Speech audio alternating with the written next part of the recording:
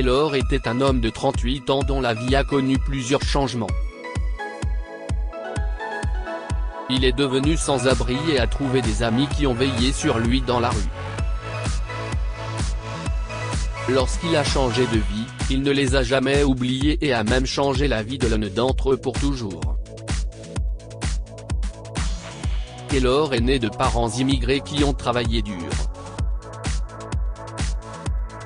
Son père était mécanicien automobile et possédait un petit atelier de carrosserie dans un champ déserté à proximité de son appartement, tandis que sa mère travaillait comme serveuse. Ils lui ont appris tout ce qu'ils pouvaient sur le travail acharné. Malheureusement, la mère de Taylor est décédée lorsqu'il était adolescent à la suite d'une attaque cérébrale. Taylor et son père se sont rapprochés pendant cette période difficile, mais les choses ont empiré pour Taylor lorsque son père est décédé quelques années plus tard. Sans famille ni soutien, Taylor a dépensé sans compter le peu d'argent que son père lui avait laissé et s'est retrouvé sans domicile à l'âge de 25 ans. Alors qu'il vivait dans la rue, il a rencontré d'autres sans-abri qui sont rapidement devenus sa famille la plus proche. Ils vivaient sous le même pont et partageaient ce qu'ils trouvaient en mendiant. Un jour, alors que Taylor attendait l'arrivée de plusieurs de ses amis, une voiture de luxe est tombée en panne près du pont. « Bonjour monsieur, vous avez besoin d'aide ?» a demandé Taylor en s'approchant du conducteur qui se tenait devant la voiture, le capot ouvert. « Non, je n'ai pas d'argent à vous donner, partez », a dit l'homme avec dédain. « Je ne vous demande pas d'argent, monsieur. Je vois que votre voiture a peut-être des problèmes de moteur. Je peux vous aider, » a répondu Taylor.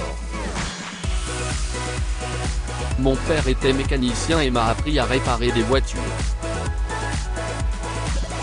Le conducteur a accepté à contre-cœur et s'est présenté. « Je m'appelle Patrick, » a-t-il dit. Patrick s'est tenu très près de Taylor et l'a regardé réparer sa voiture. Au bout d'une heure, il avait terminé et la voiture roulait à nouveau. Reconnaissant, Patrick a donné sa carte à Taylor. Si est votre jour de chance, je possède plusieurs ateliers de carrosserie dans la ville, et si vous pouvez vous nettoyer et vous préparer pour un entretien à 10 h demain, vous aurez un emploi, a dit Patrick avant de partir, ne laissant à Taylor aucune chance de répondre.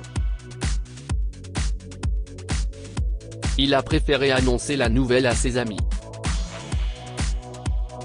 Le lendemain, il a réussi à obtenir un emploi dans l'une des stations-service de Patrick et, 2 ans plus tard, il a été nommé superviseur de la station. Cela l'a aidé à emménager dans son appartement d'une commune partagée. Taylor n'a jamais oublié ses amis sous le pont. Chaque jour, il leur apportait des plats cuisinés par sa femme. Même lorsqu'il était occupé, il leur envoyait le déjeuner tous les jours et passait beaucoup de temps avec eux, bavardant simplement comme il le faisait autrefois.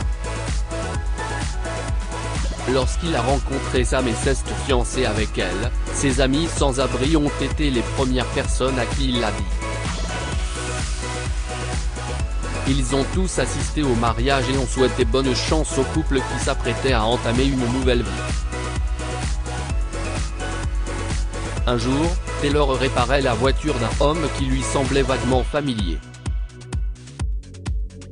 Pendant qu'il attendait, il a appris qu'il s'appelait Kyle. Kyle était un homme d'affaires humble et prospère qui avait créé une société de vente de logiciels florissante.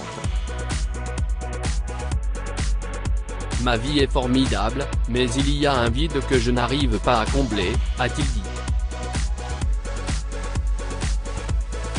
Que voulez-vous dire par là?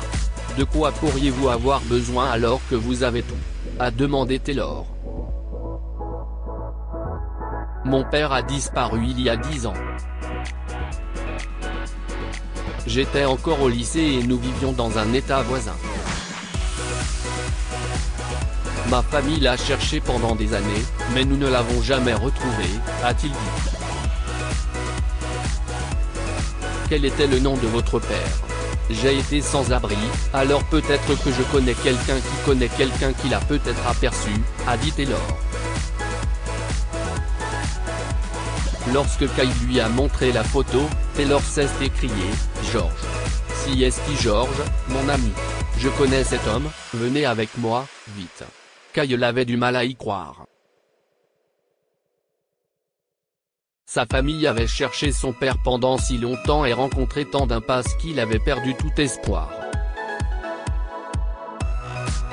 Écoutez, quand j'aurai fini de réparer votre voiture, je pourrai prendre un déjeuner rapide et nous irons le voir, a proposé Taylor. Plus tard dans la journée, Taylor et Kyle se sont rendus au pont sous lequel ils vivaient et ont demandé à quelques personnes où se trouvait George. Ils l'ont conduit vers l'un des champs situés à proximité. Papa, CST moi. CST Kyle, s'est écrié Kyle en reconnaissant son père. Mais George a eu peur. Taylor, qui est cet homme? A-t-il demandé. Kyle ne comprenait pas pourquoi son père ne se souvenait pas de lui et Taylor a expliqué qu'il avait rencontré George peu de temps après qu'il a subi un traumatisme crânien. Lorsqu'il est venu nous voir, il ne connaissait même pas son nom. Très peu de souvenirs lui sont revenus d'avant sa blessure. Kyle a rapidement appelé ses frères et sœurs pour qu'ils viennent avec toutes les photos et tous les objets qu'ils pouvaient trouver pour aider à rafraîchir la mémoire de George. Il a ensuite appelé son assistant pour qu'il emmène George à l'hôpital afin qu'il y reçoive des soins médicaux. Pendant ce temps, Taylor a demandé s'il pouvait partir et retourner au travail, mais il a demandé à Kyle de le contacter pour lui donner des nouvelles de George et de son rétablissement. 3 mois plus tard, Kyle est revenu à la station-service où travaillait Taylor. Vous m'avez aidé à retrouver mon père, il se souvient maintenant de tous ses enfants et ses autres souvenirs lui reviennent peu à peu, a-t-il dit. Il est toujours dans le centre de soins que j'ai réservé pour lui et travaille avec quelques spécialistes. Taylor est soulagé d'apprendre les progrès de George, mais apparemment, Kyle a d'autres choses à dire. J'ai d'autres nouvelles, a dit Kyle. Je veux vous faire un cadeau pour m'avoir aidé à combler mon vide émotionnel. Il a tendu à Taylor les clés d'une nouvelle maison et un chèque. Lire aussi plusieurs semaines après la disparition de son mari, une femme trouve un bateau avec son journal intime à l'intérieur. Un riche homme conduisant un SUV bloque une ambulance dans la circulation sans savoir que son fils se trouve à l'intérieur. Un mendiant amnésique ignorait qu'il était millionnaire. Taylor est choqué. Je peux enfin ouvrir ma station-service, s'est-il écrié. Un an plus tard, il a lancé son entreprise et a embauché 2 de ses plus proches amis vivant sous le pont pour travailler avec lui. Que pouvons-nous apprendre de cette histoire? Le travail acharné peut vous sortir de certaines mauvaises situations. Taylor aurait pu en vouloir à sa vie et devenir un jeune homme amer, mais il a décidé de travailler dur et a fini par ouvrir sa propre entreprise. La véritable amitié peut changer la vie. Taylor est resté fidèle à ses amis qui vivaient avec lui sous le pont. Il a continué à s'occuper d'eux de différentes manières, même après que sa vie s'est améliorée et qu'il a quitté le pont. N'hésitez pas à partager cette histoire avec vos amis.